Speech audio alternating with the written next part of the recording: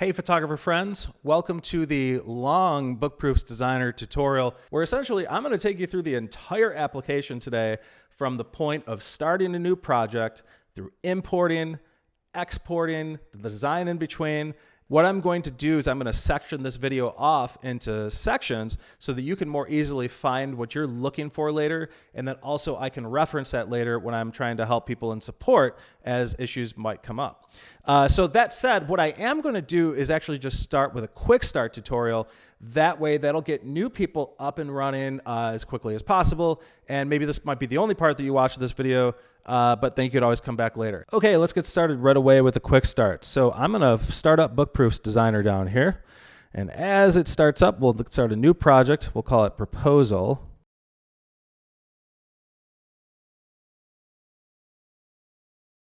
So we'll get that started, and we'll just kind of save it in the folder that it suggests.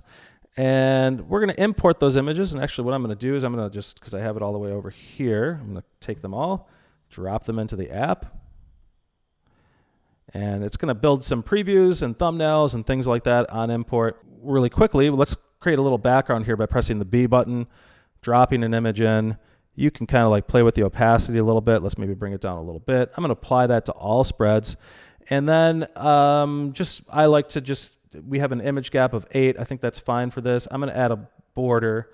And because we have kind of a lighter look, I'm going to make these a little bit more. Actually, we're just going to go white all the way with those image borders. See what those look like. And then I'm just going to actually just drop in everything, okay? Because this is a quick start. Now what I could do before I drop in everything is just show you the idea that you're just basically dragging from your photo library to the spread. I'm not going to get into more detail on this part here, but for now, optionally, we can drag everything to Flashdesign here. This yellow area of that last spread in the spread timeline is always going to be Flashdesign. Now, I dropped a lot of images for Flashdesign, and I do give a little warning that anything over 100, it's going to take a while to generate previews. But that said, now we have the full book.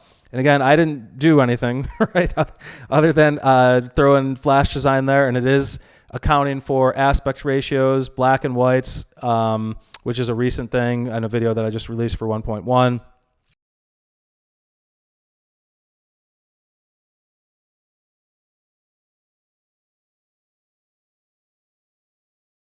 So that this export doesn't take forever, let's kind of like pare it down to, let's say maybe 4 pages. So you can select those spreads, and see how I selected all those spreads. It looks like we generated 52 spreads there. But what I'm going to do is actually delete those. If you hover over a spread while you have them selected, the number of spreads, do you delete 48 spreads? Yes, I will. Don't mind if I do.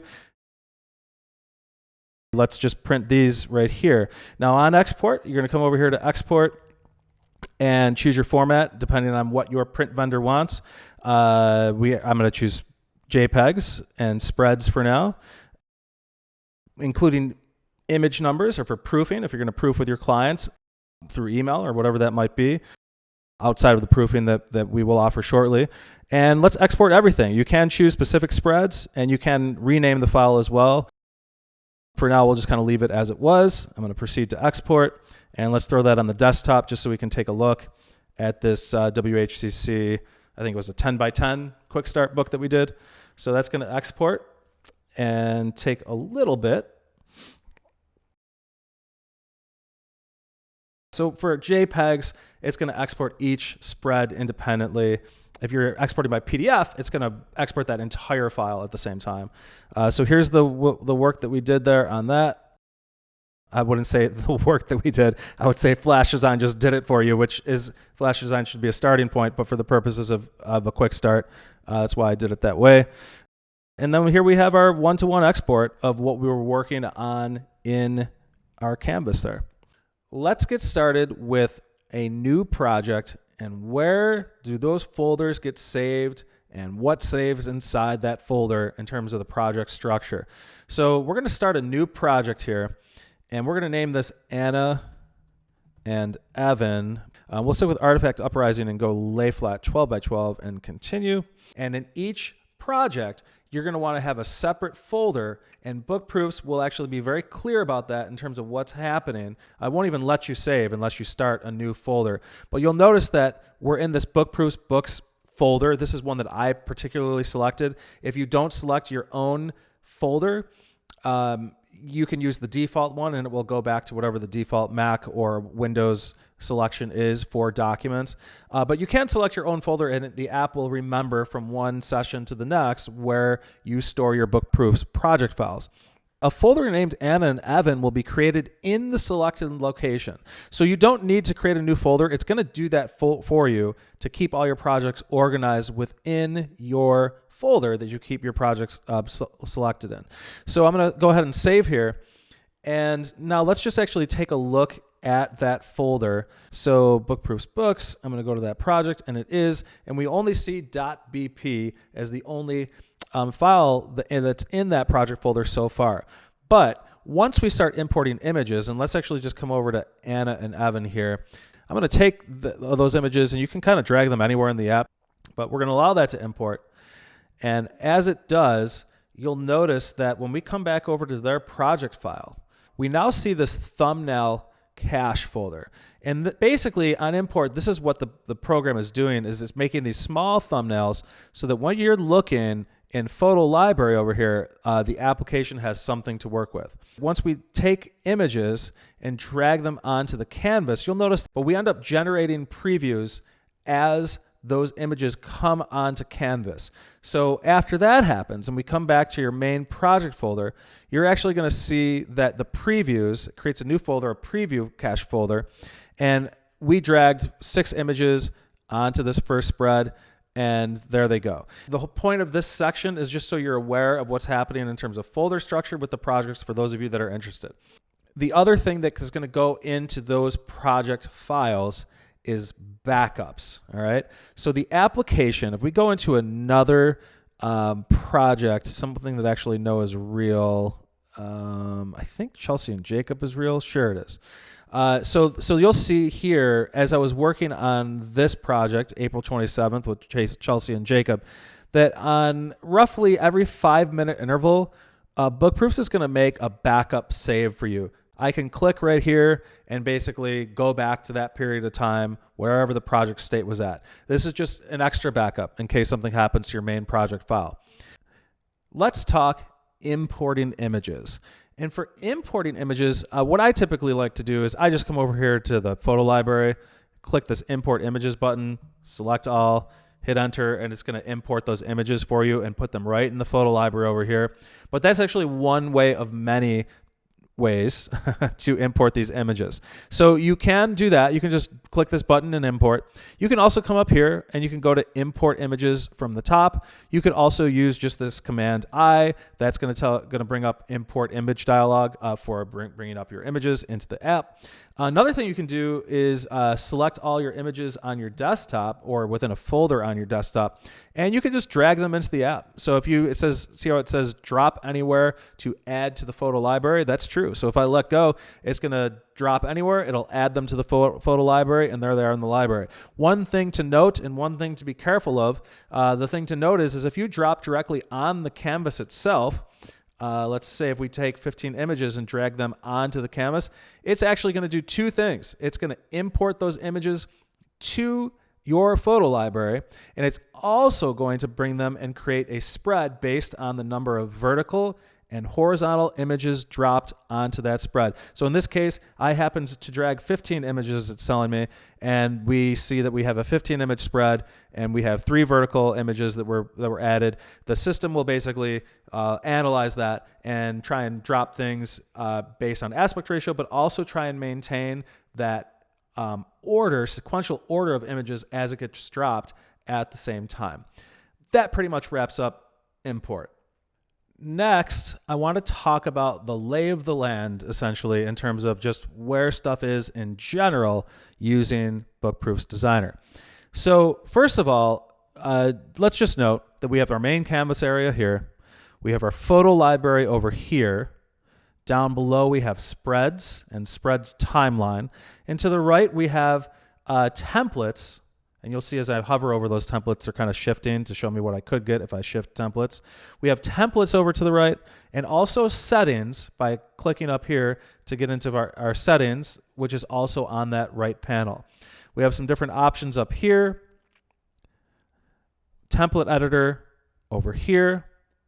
And this is where we're going to create a new project, load, save, undo. We have keyboard shortcuts here. Reset trays to default positions. So we'll talk about that in a second. Slideshow, switch to dark mode. Let's stay in dark mode for the moment. And then we have proofing options that we'll get into shortly, but we're going to ignore proofing for today because that's not quite released yet. And I want to stay focused on just the app this round. And we have export here at the end. So that gives you an over idea of where things are, but let's also talk about the trays and what you can do with these trays in terms of what your preferences are for using the application.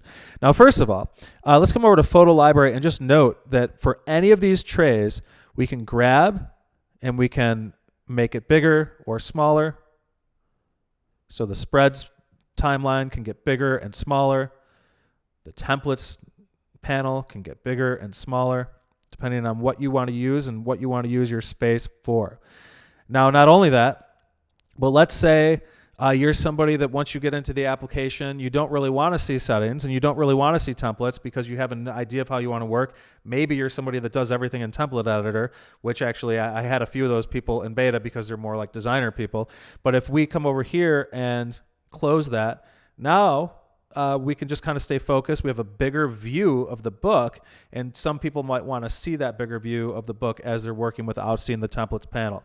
Again, this is all about preference and your personal preference in terms of how you would like to work. By default, we have the photo library over here as a left panel and spreads timeline down below. But some people might be used to photo library below, and if that's the case, you can just click this button up here and it swap trays, move images to the bottom and spreads to the left. And when I click that, that's exactly what it's going to do. So what that does is put our spreads over here to the left, and that puts our photo library down below. For right now, I'm going to move that back because that is the default view. Also, when we look at photo library, we should also just note that there's this slider down here, and if you want to, you can look at those images bigger or smaller by grabbing that slider. Now, this becomes important or interesting for people that if you do select and drag, if you marquee select is what that's called, then it gives you more images that you can grab at a time. I think the only other thing to mention, same idea with templates over here, you can make these templates smaller or larger if you want to see what's happening a little bit better there. Same idea, you can drag out, drag in. So again, these panels can be closed, they can be resized, they can be moved. And even if you don't really want to see this timeline feature, which I think you're going to, but again, you could even get rid of that. You could get rid of this. And in this case, here you are, you're working from photo library below, and you just have your canvas up above. I guess as long as we're doing lay of the land now too, we can move to the next spread by just clicking here, or using the right arrow and left arrow on your keyboard is actually the way that I think you're going to want to do that fairly quickly in terms of just being able to work efficiently in the application. Let's talk about photo library and some of the filtering options that you can use. So now let's take these two images of the bride and these two images of different dogs in the morning when I first got there in the morning for the girls getting ready, and let's just kind of drag them over to that first spread. And you'll notice that as I did this, those images are actually gone from the photo library now. And this is because by default, BookProofs is set to filter to unused. So these are just unused images that you have over here in that photo library. This helps prevent you using an image twice that you didn't mean to. However, if you wanted to see all of the images, you come over to all, and you'll notice that there's a check mark. Those images are dimmed for the images that have been used in that first spread so far. You can also just come over to used, and as you come over to used, you'll see all the images that you used so far in your design for the book. I'm going to come back over to unused because that's the default behavior of the app. And let's talk about minimum rating and labels for a second. Now, if you are a user of Lightroom and you star your images 2 stars, 3 stars, 4 stars, 5 stars, depending on however you do that, all of that metadata will come into BookProofs so that you can use that here as well. Same thing for labels. If you are what I typically tend to do is red is my first camera body, which has a longer lens on it. Yellow is my second camera body, has a shorter lens on it, typically a 35 for me. Green is usually my second shooter's first camera. Blue is my second shooter's second camera, etc. So all of that will come in here, and actually that's true. So red is my longer lens camera. So if I kind of filter by that, see how when I filter, all these images were shot on my typically is usually an 85 millimeter lens. That just kind of helps me identify, but also that can kind of help you too when you're going through and trying to filter and trying to find images. Just in terms of the file numbers here, if you look and hover over those file numbers, you'll see that by default, the end of the file name is actually presented there just so you can kind of see because typically we as photographers will put those numbers towards the end, but you can change that if you're somebody that put your numbers towards the beginning. That's an option as well. But if you hover over, you'll also see the file name. Also important to note, if you hover over an image and you select with the space bar, if you press space bar, you'll get a preview. You'll get an image preview of that image, and you can press space bar to close out. That's true in Photo Library. That's also true on Canvas. So if you just hover over that image, hold space bar, that is going to pull up that image so you can see more information about it. And in particular, we're talking file name, we're talking the dimensions, the color profile, the rating, the date that it was captured, the time, etc. So now, since I mentioned time, the last filter option here is by sort. Typically, if you have your file name set up the right way, those will come in the right order, but you can go back and forth. So right now, this is set up from the beginning of the date, but here you can see like there's some reception shots at the end by filtering back and forth. Same thing, date modified here. We can sort by the last time taken. And also important is that we can search by file name. So if we come over here and somebody says, hey, we're looking for image number 62. I'm like, all right, so I'm going to type in 62, and then there's image 62 right there, ready to be used. Comes in more importantly when you're getting to proofing, when you're going back and forth with the client on any changes that they may have. That, I think, takes you through the photo library. Next up is Flashdesign. And for Flashdesign, it's essentially going to build the book for you when you drop the images to the Flashdesign area or right-click, for example. So I'm going to come over here and select these images, and if I drag them and drop them to this Flashdesign area, which is always going to be the right half of the last spread and spread timeline, then that will Flashdesign the book for you. So but before I do that, I want to let you know that if you right-click, that's another method of Flashdesign.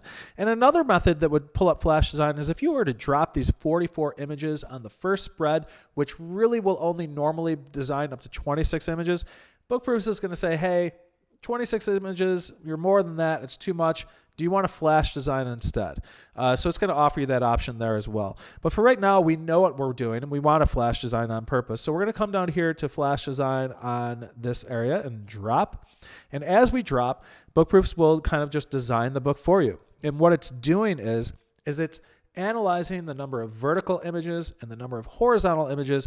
And when it creates those spreads, it's trying to fit them into the best template for the provided number of images. Same idea with the black and whites, is trying to analyze the black and whites and keep those together as it flash designs the book. And in this case, it looks like it did a pretty good job as a starting point. It's also trying to keep sequential order as best it can based on the available templates and what you happened to drop. So if we look through here, everything that's a horizontal image got placed in a horizontal image, etc. This image, I think, is better put somewhere else. But you get the idea. This is always just kind of a starting point to get your mind working in terms of like what you want to place where. That's going to really help your overall timeline as far as how long it takes you to design a book, if you're at least starting from a position of having something to work with. Some people might work in that manner. Some people don't that I've talked to, but it's really all about what you want. Okay, let's just talk about dragging and dropping now, which I use a lot in marketing because it's totally true that one of the main foundations that I designed this app around was the idea that you could drag and drop everything very simply. Let's come over here and to the photo library, select 3 images, drag onto the canvas. There we go. We've dragged and dropped some images onto the canvas. It's going to create the spread for you. Same idea, drag and drop to the spread, creates the spread for you. Let's grab these 4.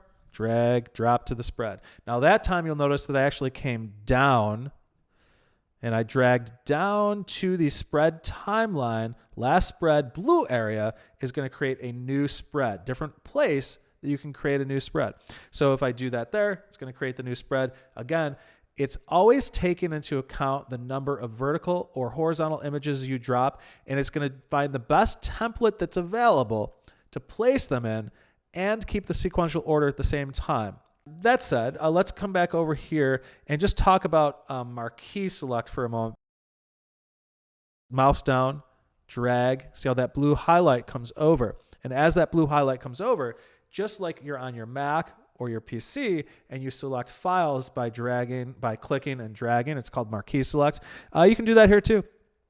So you can drag that over, and not only that, but here as well. You can start that select here, and on the canvas, I don't like that black and white image there, so I'm going to highlight it and delete it. Same thing here. Let's say I wanted to drag and marquee select those two images, wanted to get rid of those, didn't like them there. You can just delete, and I usually use the delete key. So let's say that we are on, let me drag one more image here. And I don't know if you saw the different options that came up there when I was dragging an image onto the canvas. So I'm dragging one image right now, and we have the option to replace the current image. Let's just do that first. Sure. Replace the current image. You notice there's different drop areas on here. Add to the left page. Right now we currently have 2 images on the left page, but if I drop this image, now we have 3. Right? Same idea if I drag this other image, add to left page, now we have 4. You'll notice that the right page did not change. So let's add another image to the right page now. Again, we have these drop zones for each option that we'd like to do. Now, this gets into page templates, and some people really like to work in terms of pages and keeping the ideas of pages separate. But when you do this, you're obviously going to have to think about how those line up, because these obviously do not line up right now. And to just quickly fix that, let me actually just drag this to the spread as a spread drop. And if I do that, it's going to select an overall spread, and we'll take both pages into consideration when it selects a template for that. Now, let's get into some other options here. Let's select these. Let's say that I actually, in reality, I do not like these 2 images here. Maybe I don't like this one here. Let's say these 3 images I want to put onto the next spread. I want to get them off. So what I'm going to do is drag them down maybe to this spread that's already here. I can let go, and that'll move those images to that spread. And you'll notice that these other images that were here have lost those images, and it redesigned that template for you. There are options to turn all of these things on or off, but by default, I think this is kind of the way to go. And if I take this image here, and let's say maybe I want to add that to the next page, now I have 4 images here, and it dropped down to 4 over here. There's a lot of different places I can go from here. But let me just kind of keep going with the idea of adding spreads for a moment. Let me take these 6 black and white images, and you'll notice that we have drop zones for multi-image drop. We can add to the spread, add to the right page, add to the left page. But we do have this option down here, create the spread at the bottom. Let me just do that, okay? But let me take this other black and white image, and let's come over here to the super secret drop overlay, which is what I've just started calling it, because if you don't know that it's there, you don't know. And what I mean by that is, let's find where those super secret drop overlays are. To the edge of the canvas, you will see here, and you will see here different options to drop to those overlays. And what does it do? You can create the next spread's left page. You can create the next spread's right page. You can create the next spread. Now here, the move is disabled because there's no next spread. I don't even remember what that drop option is. Let's take a look. Let me create a next spread, and let's come back over here, and let's see what that actually was. So this was move to next spread. So yeah, there was no place to move to the next spread because there was no next spread. But if I did this here, and what that means is, let's say that you wanted to take dad here and daughter and move that to the next spread, you could just do that by just moving that to the next spread over that super secret drop overlay. Lots of different options. There are drop zones in between spreads down here in the spread timeline. There are drop zones on spreads in the spread timeline. Left page, right page, add to spread. Down here, left, add to, add to right. Let's just add that to that spread. Sure. And it's going to add that to that spread. The whole point is dragging, dropping wherever you want to. I don't like this here. I want this on the first spread. Sure. See this first spread over here? I'm going to take these two images and I'm going to drag them over to the first spread. Now they're on the first spread, right? Here, drag these 4 images, put them in between spreads 4 and spreads 5. I can drop them right in between on that blue line, in between spreads 4 and 5. It will create the new spread, remove the images from the originating spread. Addendum to the drag and drop section. I actually missed an incredibly important thing. So let me just kind of hit that now. And what that is at the very top of each placeholder, you will see this darkened area, which basically means this is a drag area. This is where you should be dragging and dropping from for single images. Okay, and as long as we are talking about dragging and dropping, let's come to the spread timeline and just kind of move our attention over there. So for spread timeline, we basically have the option to take a spread and just kind of drag it and drop it again. So we're going to highlight the spread, move it, drag it, and drop it. Same thing over here. This couple, after they walk down the aisle, we're going to just take it and move it and slide it over there and just drag it and let go. Now, we can do this with multiple spreads as well. So I'm going to select these 2 spreads. And as I select these 2 spreads, I'm just going to drag these 2. You'll see that we have the little pill in the upper right corner that lets us know that we're dragging 2, let go, and it's moved those 2 spreads to wherever you drop it. You can grab more if you want. But the point is that the spread timeline is very fluid in terms of rearranging and moving spreads around depending on however you want to do that as you're working on and designing the book. I think that's actually enough of spread timeline. Let's go on to templates.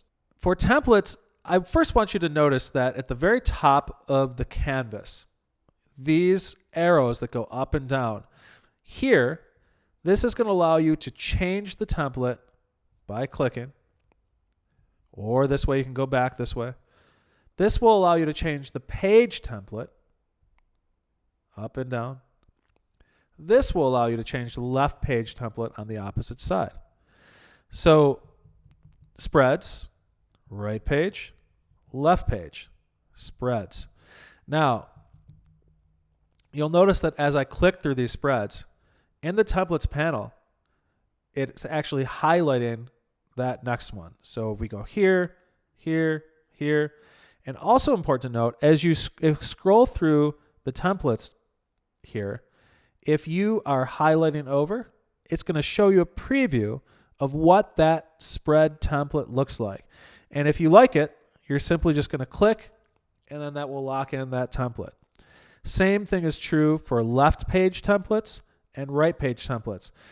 In the same way that you need to be aware of what's happening with filter for photo library, you should be aware of what's happening with filter for templates. And for templates, you can favorite and star pages or spreads, and those will show up as a favorites filter. Custom, we're going to get into in just a little bit, but not quite yet. We can filter by spread, left page, right page, and then also in spread, by default, it's going to filter to the number of images that you have for that particular placeholder. Right now, we're dealing with 6 images in this particular placeholder on this spread, and it stays filtered at 6. But if I go up to 7, you'll notice that I now have 7 image templates, spread image templates. And if I select one, you're good because you're missing an image. You could always just come over here and drag one, etc. But let's say that I come down to 4 and I select a 4 image template. Not every image is going to be there because you're basically saying you're taking 7 images and you're going down to a 4 spread template. And so if I do that, it's going to say, hey, I'll do that, but just so you know, you're losing 3 images. All right. So you want to be careful about doing that. A better way to do that is like if you want to go from a 7 spread template is actually just to kind of like remove them so that you can then be working with a 4 image spread and you know which images you've removed. By default, the templates will rearrange themselves. There are many other options in terms of how templates get handled when you delete an image or when you add images or change templates. There's just a lot of options because I wanted to be able to address the things that I knew would happen, like as photographers had different ideas of what they wanted to do. So a lot of these are all in settings that I'm going to get into in the settings section. Right now, I'm just showing you the default behavior for these templates. We're now going to get into on-canvas editing. And what that means is directly on canvas, you have the option to zoom and pan, all while maintaining your original placeholder. So your original placeholder does not change. You can zoom and pan just by moving. Now, you'll notice that this top area for single images, that's going to drag to, that's the place that you're going to drag to rearrange the images on the canvas. But down here, this is where you're going to pan by just basically selecting and moving that image. And there's our zoom function right there on that bar. Now, adjust to rotate. You click this button. You can come up and down. There are reasons that you may want to do this, horizon line included. And if you need more granular control over that rotation, you're going to hold shift. And then you'll notice that we have finer control over 1, 2, 3%, etc. Because by default, we do have some snapping action going on to different angles that you may want to snap to. But holding shift is going to give you granular control if you want to just slightly move a horizon line throughout. What else do we have? We have reset, zoom, pan, and rotation. Let's say that you did something a little crazy. You weren't really sure what you did. You're like, oh no, what do I do? Well, you're going to hit this reset, zoom, pan, and rotation, and that's just going to bring you back to where you left. We can adjust the exposure here by like so. Obviously, we're working with JPEGs at this point, or PNGs, or whatever you might be working with, but at the same time, that option is there for you. And we can convert to black and white singularly by pressing here. Also, we do have an option here for individual borders, but I'm going to maybe hold off on that until we get into borders in general in just a moment. Next up, edit in Photoshop and round trip back to BookProofs. You can do that to images in the photo library or to an image on canvas. Let's take this image on canvas to start. I'm going to right click, edit in Photoshop. It's going to pull up, and let's just kind of get rid of something to kind of prove a point. What's it going to be? Let's just say the bottom of this mic stand, for example. Come over here. I'm going to do a really terrible job, but who cares, because it's just to kind of prove the point. And then if I X out of that and save, when you come back into BookProofs, you'll notice that that's already there. And again, if you space click, it'll show you the image that you're working with. So you can make edits in Photoshop. It's going to round trip right back into BookProofs. Let's talk template editor. And there is a lot to template editor, but I want to give you some of the basics for now, because if I really got into the depths of it, we'd be here for an hour just on template editor. But for now, let me just give you some of the basics of template editor. And let's come over to a spread that has a few images, maybe this one. And I want you to get used to the idea of E to get in and out of template editor whenever you're using BookProofs Designer. E is your friend as far as like if you want to change a template, or if there's a slight change that you want to make to a template that you're seeing, E gets you in and out, and it's important. The out part is important because you can't stay in template editor if you want to continue to design the rest of the book. BookProofs will warn you about that and tell you about that, but you do need to hit E to get out of template editor as you're working with it. But let's get into it, and let's just say that I like the size of this image and I want to make that the same. I copied and pasted over here, and I'm going to paste that to this, and now we have the same size image that's there. Now you'll notice that as I drag this image around, we're getting some snapping options. The center of the page is one, these blue snapping lines. And let's just actually move these more towards the center of this page. You know, that'll snap right into place right there. And let's actually kind of even these guys out just to make it an even design. Come down here. We're going to put these right in the center of the page, and that kind of snaps in. You'll also notice that as that happened, we had some red snapping lines there. And those red snapping lines are just trying to match placeholder edges evenly amongst other potential edges that you might want to line up with. Also, we have some outside edge stuff going on as well. So if we select multiple images and come here, you'll see that we have the edges of the outside images saying, hey, you're lined up here. Hey, you're lined up here. Each one of those snapping options that's important to note. If you come down to the toolbar for template editor, this toolbar will show you exactly what is snapping and why it's snapping. And if you don't like a particular thing that's snapping, you can turn that thing off. But it's color coordinated. So purple, blue, orange, green, red, yellow. Yellow will create equal spacing between photos. So if I was going to just kind of do one here, let's actually do this. Those are lined up showing you that. And let's say that I wanted to kind of like make this even. And let's say that if I copy and paste, I'm going to get the same aspect ratio each time that I paste. And you can do that anywhere on canvas. And I'm just copying and pasting that horizontal 3:2 aspect ratio thing. And there it goes. Now, also, I mean, you can just drag images in there. I missed the template there. I missed the placeholder. And now you kind of have that lined up if that's something like that you were trying to do. Now, if you select all images and drag from the corner, you can resize. It will maintain aspect ratio as you resize. And let's just say that I wanted all these together. So let me just kind of bring them in there. It's going to really just try and keep distance you had to keep all that even as you're looking through there. As I grab this and it maintains aspect ratio, the other option that you have is if you hold shift, you can not care about aspect ratio and kind of just do whatever you want with these images as you drag it around the canvas. Square there. We're probably like 3:2 vertical there, maybe 4:5 here. You got some options in there. Now, if you want to be sure about what aspect ratio you are using in the particular project that you are working in, what you're going to do is highlight an image, right-click, set aspect ratio, and you're basically, let's say it's square.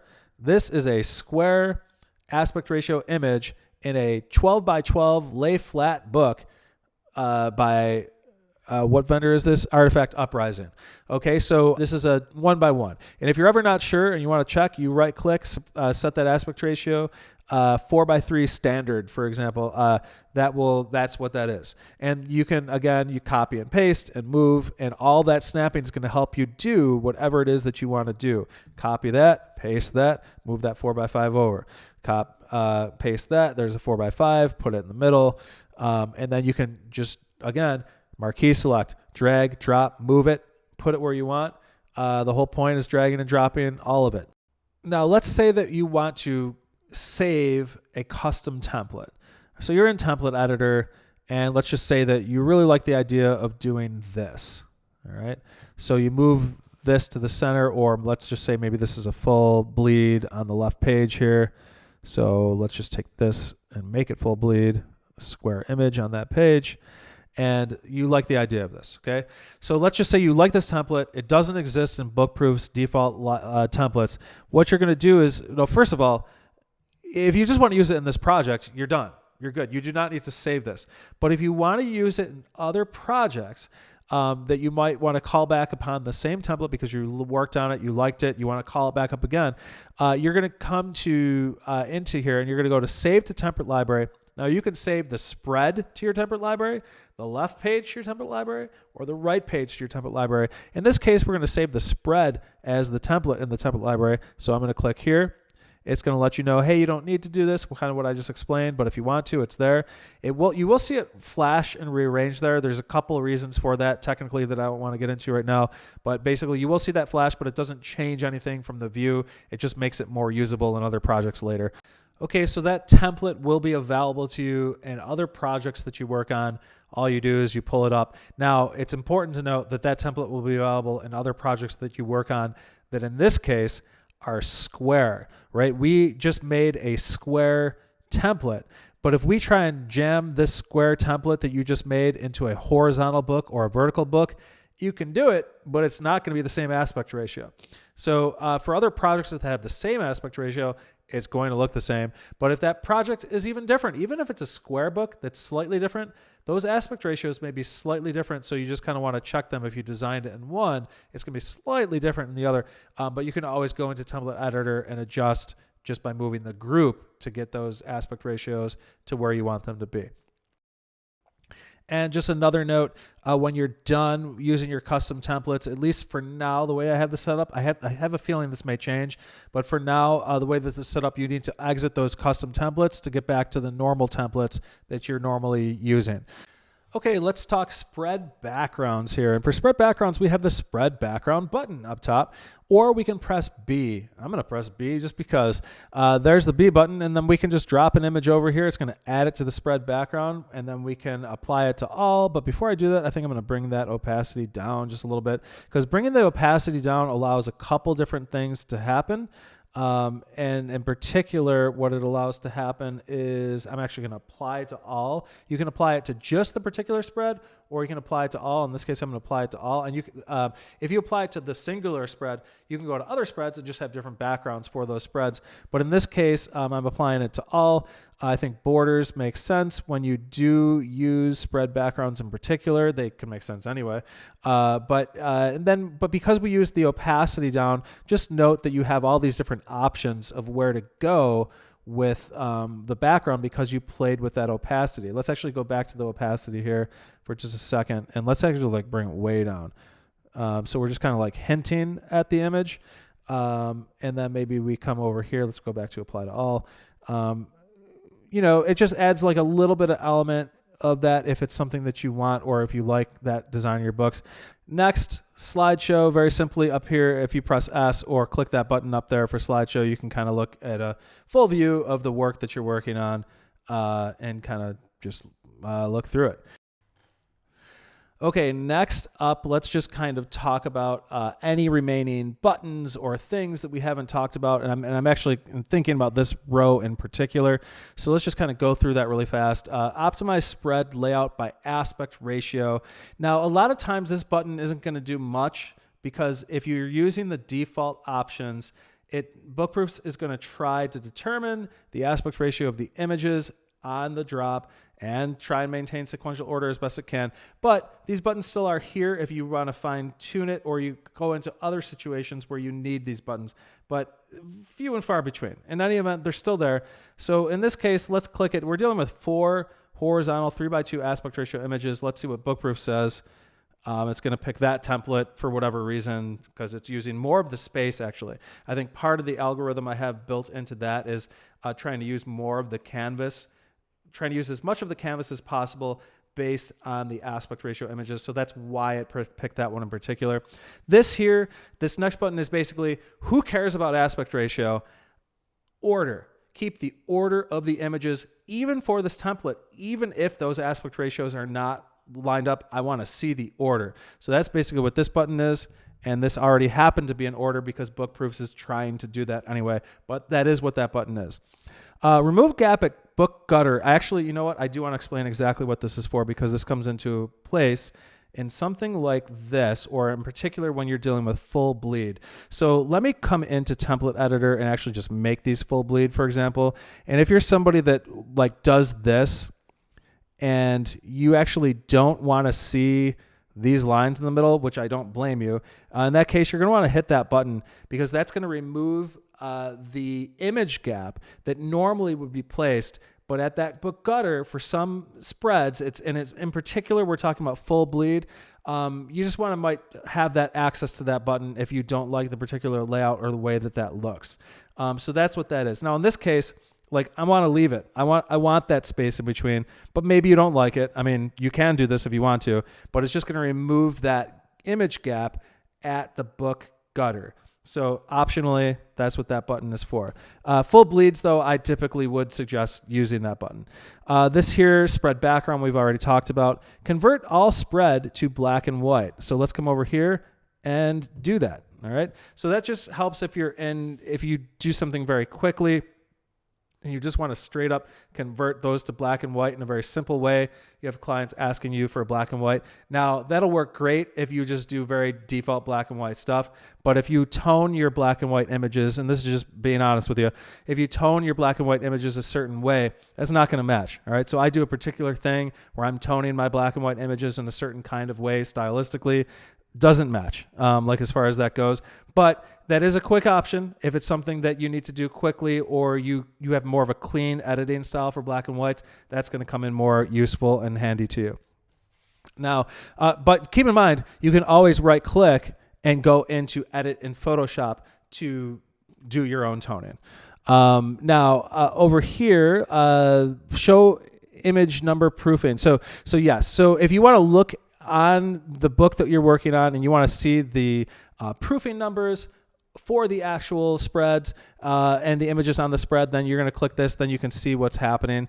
When you go into proofing, which I am not talking about in this video yet, but when you go into proofing will show those numbers by default so you can know what the client is talking about when you're going back and forth proofing with them. But for now, that button does exist, or maybe you're proofing via email. Then that you're going to want to turn those on to see what's happening with that. Here, hide the book gutter. This is just visually. Do you want to see what the book gutter is doing? Yes or no?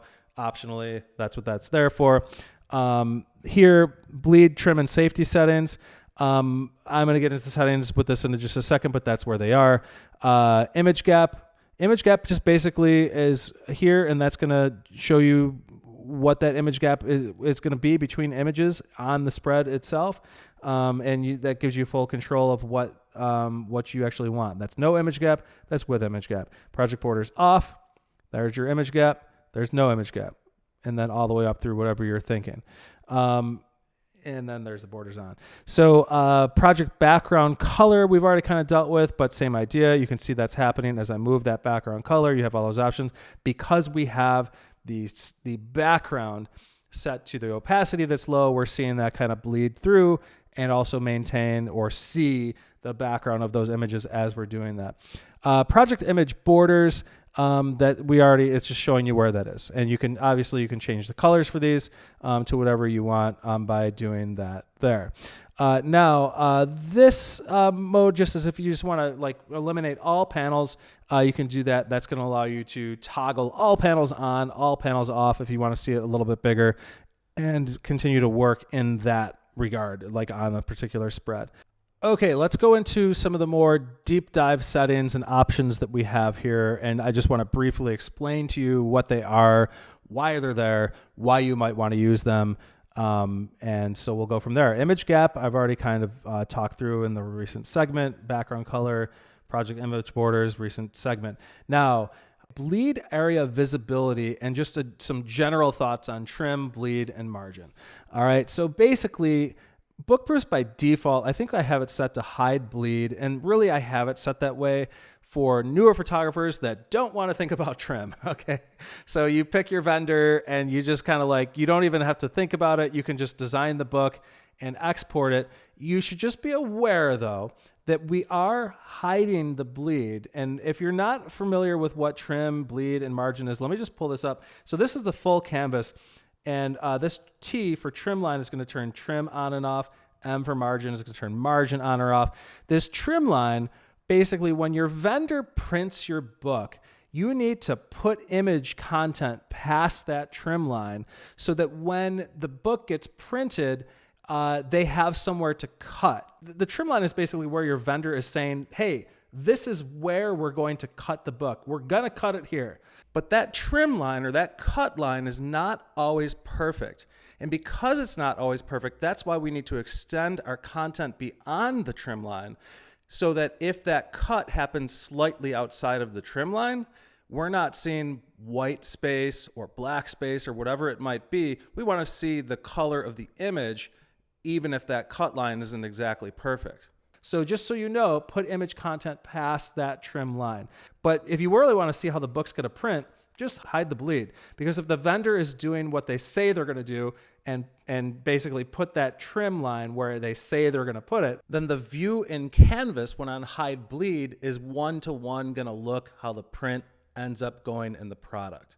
Now let's just talk about this green safety margin. Same kind of idea as the bleed, but in the opposite direction. So like what happens if the actual cut is inside the trim line and it's not exactly perfect in that way? In that case, you might want to be careful because the vendor is saying, hey, if we go a little bit to the inside, you might lose some of the hand or these hands for this particular couple. So if you want to be careful, place those hands above that safety line. Now, this, for safety margin, you want to be aware of it, but also just realize that trim line, 9 times out of 10, vendors, if they're doing their job, are pretty much right on that trim line. This is like, you just want to be aware of it. You just want to be careful if it's something that's crucial or like you would not be able to handle if that content fell or got cut off all the way up through that green line. Very rare that it's going to get close to the green line on the cut, but at the same time, they're just kind of like warning you. They're saying, hey, be careful. You never know. It's a liability for us, right? So that's why they're basically saying, here's the safety, here's the bleed. Also important to note that when you're working with a vendor book, that trim line is locked to the vendor specifications. If you do a custom book, you can actually edit those trim and margin lines on the fly in the book in particular. Just something to be aware of. This next button, Keep View in Template Editor, is related to those trim and margin lines. If you wanted to keep the view of those trim lines or margin lines as you go into the editor, you can basically do this. And as you go in and out of Template Editor, whatever you have set on the normal canvas is going to carry over by default. So let's keep going here. Print vendor info. So it's always a good idea to check your vendor specifications at the start of a project. If you think that your vendor might have changed their specs, let me know about it, and I will update it in the next update very quickly.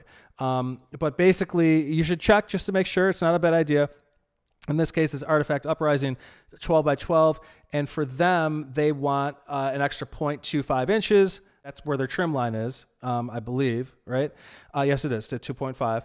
And the actual spread size is 24.5 by 12.25, safety margin 0.51, and the DPI that the book is expected to be printed at. So it's a good idea to just know that and check that for print vendor info. That's basically the information that BookProofs is working with. So check that out before a project.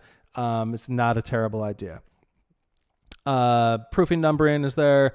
I already talked about that earlier. Spreads left, trays left, that's there. We've already talked about that before as well. Theme, another option to change the theme. Now, image placement mode. The reality is I should almost even consider removing this.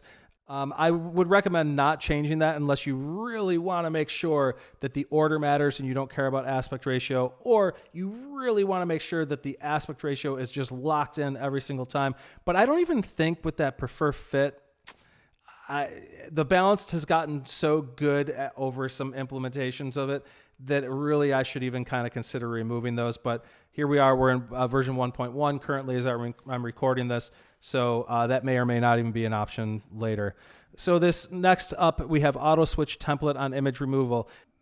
I think the default behavior is the way that it should be for ease of use. So let's say that we wanted to get rid of this image here. I remove it. It's going to create a new spread, right? Based on the remaining images. But let's say that you're really like a page person and you really like to design books by pages and you don't want to mess up this page that you have over on the left-hand side. Well, sure, you might want to be somebody that considers one of two things. Number one, turning that off. And then when you remove an image, that's what you have. And you can kind of go into templates and select a 3-image template that works for you on the right-hand side page. Or the other option that you might want to consider if you're a page person, let me kind of go back, is preserve opposite page. When I remove the image, do I want to replace the full spread or do I want to replace just that page? And in this case, I'm going to do that, and the spread is the opposite page is maintained, and the new page template is selected. That's for page people. If you really like designing by page, that's probably the option you want to pick, is preserve opposite page. I'm more of a spread person, so I'm going to go back to this. And then also the image placement priority. Do you want to match aspect ratios or preserve the order? generally speaking, I would recommend matching aspect ratios unless you really want to preserve the order, or if you're getting into large numbers of images that have to maintain order, etc. But usually I would think that you'd want to be locked into match aspect ratio for that when it's selecting the new template. That's the behavior when it selects the new template. Okay, next up, these are kind of advanced options that I would actually recommend not playing with unless you specifically want to, but it's self-explanatory. Reset zoom and pan on template switch, reset zoom and pan on image swap.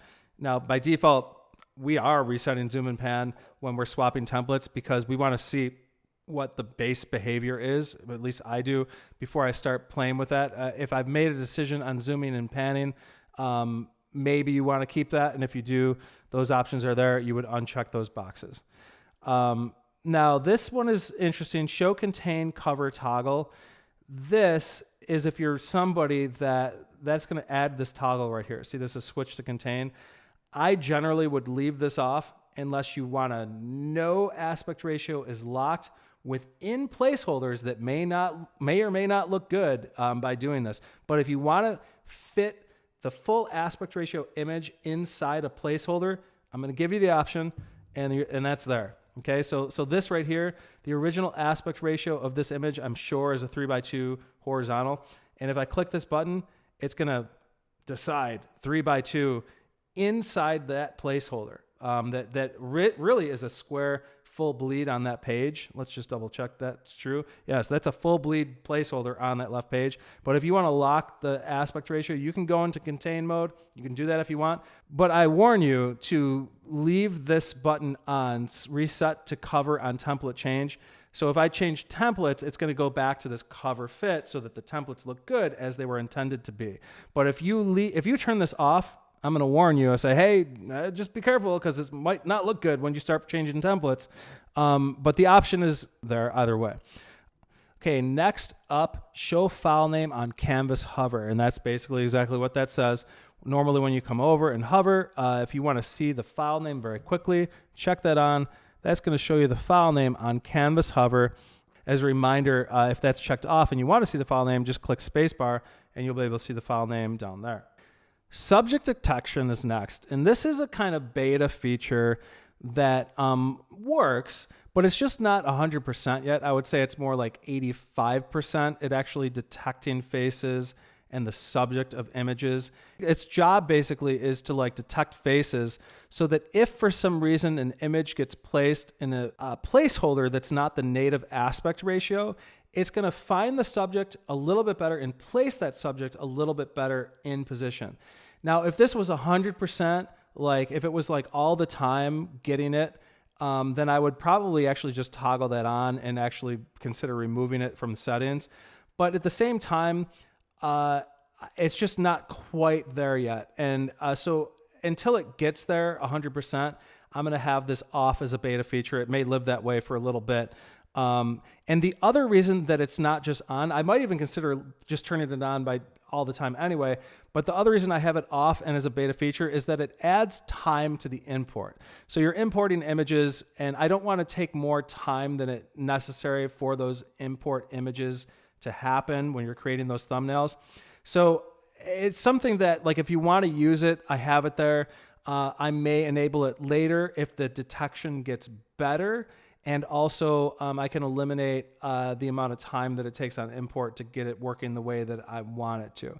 So, but it does work. Like it does work, and it's an option if you want to turn it on. The thing is that it kind of works across projects. So just realize that the next time you start a project, it's going to add not quite twice as much, but maybe a little bit more than maybe 1.5 times as long if you have that feature turned on.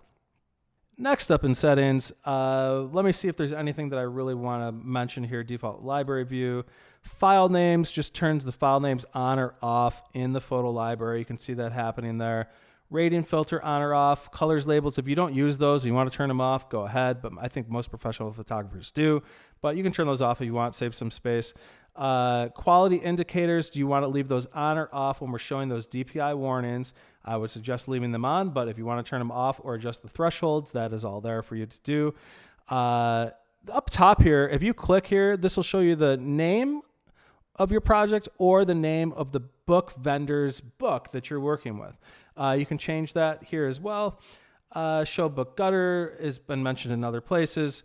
Show on-screen template controls. If for some reason you don't use these, or if you use the shortcuts for these, then you can turn those off just visually if you want to get rid of them.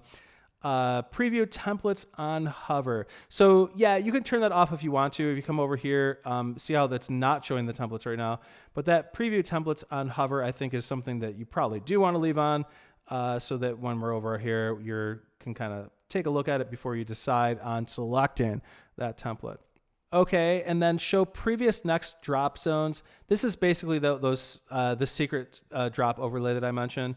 Those do go a little bit off of the canvas. I did that on purpose, as far as like every inch of space matters, in an app like this, and that's why those do that. But if you don't find yourself using those and you kind of just don't want the extra view of that happening as you drag on by, then you can turn those off. I tried to make the app to be as customizable as possible. Add spread on last page of navigation. So here, if I go right, it's going to add blank spreads. But if you don't like that or that gets annoying, you can turn that off there. Navigate to spread after drop. So let's say I drop this dog image on this. It's going to navigate to that spread. But if you don't like that behavior, you can turn that off as well. Autosave on spread turn, I think you should definitely leave that on, but the option is there to turn off if you'd like. Show onboarding tooltips. If those get annoying for any reason, you can turn those off. Feature tour, if you want to watch that again, you're welcome to watch that again. Image file availability. Check for missing files. If for some reason the original images that you are working with in your project ever got lost, you could check for those missing files. But not only that, you could relocate them as well and identify to BookProofs where those files went missing, show where the new folder is, etc. So that's all there.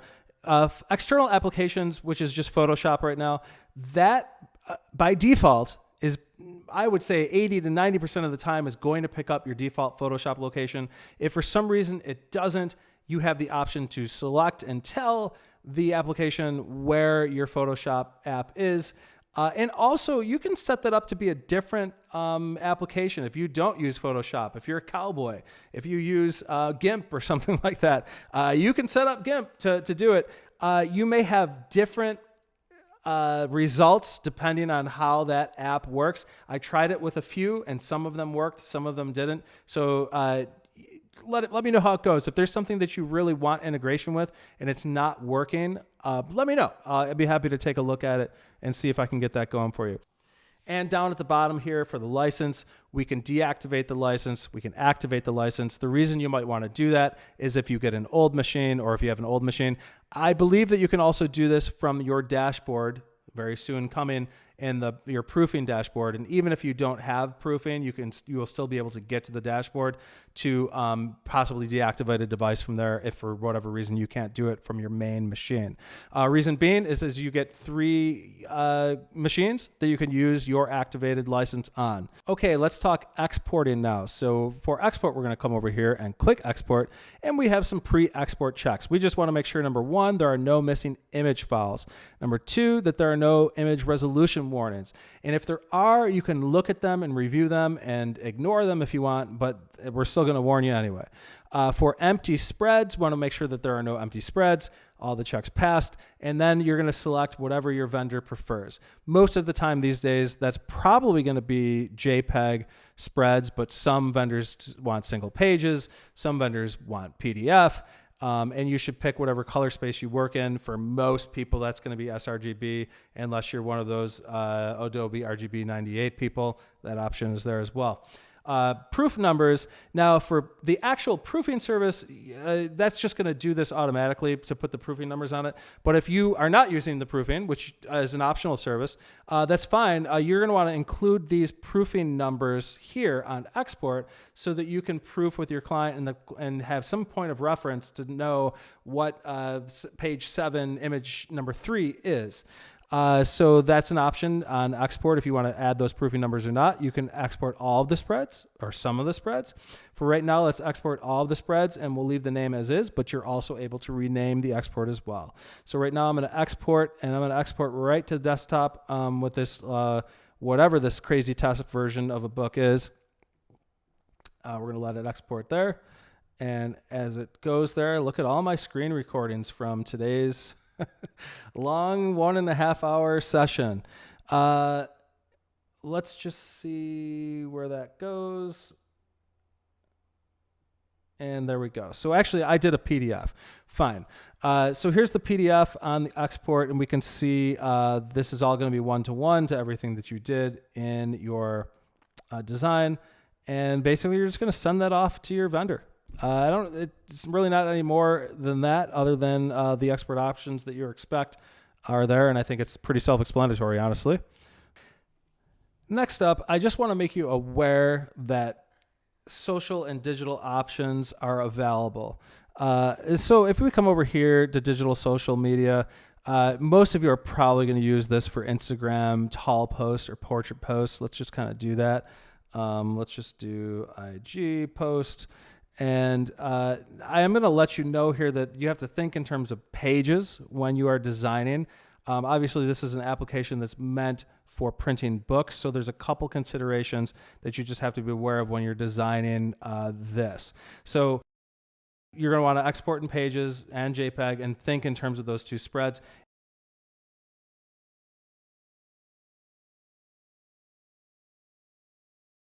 Let me import some images from a recent session, and I've been using, where are they? There they are, Emily and Brandon. I'm just going to import all these images. And this is one where, obviously I think these posts look good to use a background. So actually what I'm going to do is just drop the background there and maybe bring the opacity down a little bit, and then maybe apply to all. So when I'm doing the full post, we were able to kind of have some consistency there with those backgrounds. And then I'm going to go to my 4 stars, which are maybe ones that were more highlights for them. And then if I just kind of like drag in maybe these, actually one too many there.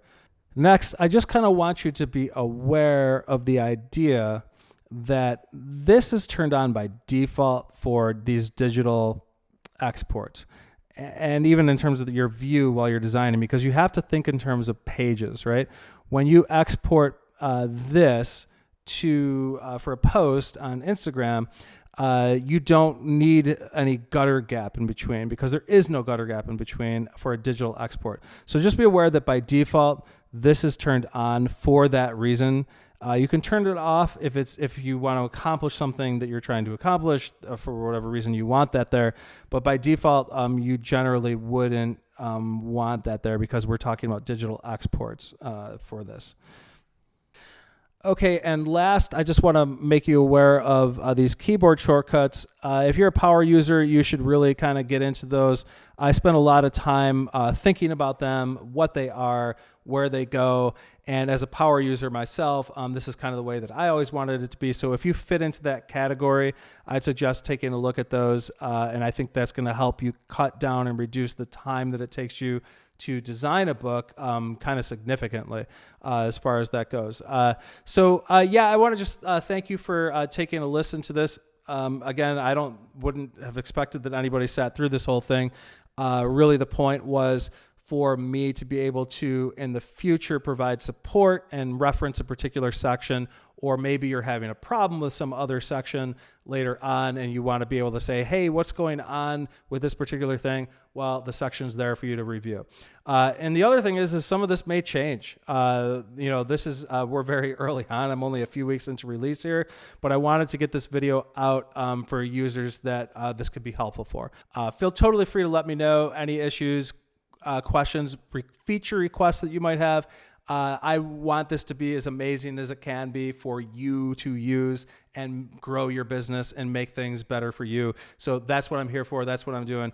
Feel free to reach out to me. I'm super easy to communicate with. And thanks, everybody.